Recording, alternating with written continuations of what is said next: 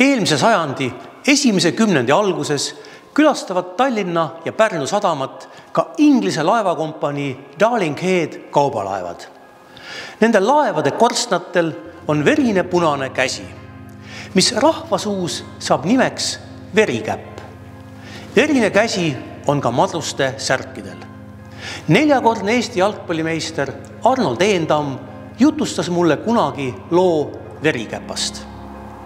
Tegemist oli legendiga 2 vennast, kes vedasid laevaga kaupa.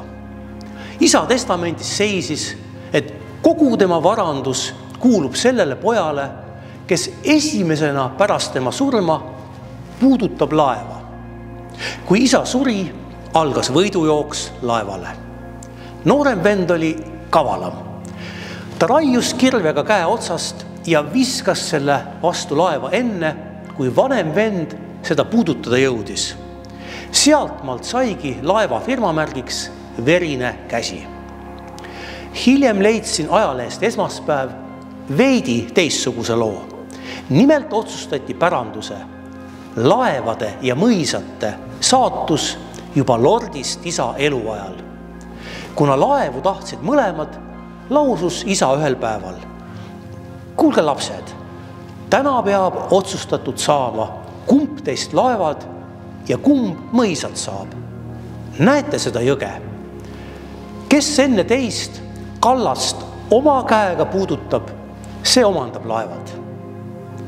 Vanem vend oli krapsakam ja vabastas end kiiremini riietest, et ujuma asuda. Kuid noorem lõikas vasaku käe jahinoaga randmest alates otsast ja viskas selle vastaskaldale. Noorema venna võitu tunnistas ka vanem. Eestlastel olid verikäpa meestega head suhted. Meie esimesi meeskondi Meteor tellib oma esimesed särgid just nende kaudu. 1910. aastal mängib Meteor verikäpa madrustega 2 korda. Kevadel on tulemuseks 0-3 kaotus ja sügisel 1-0 võit.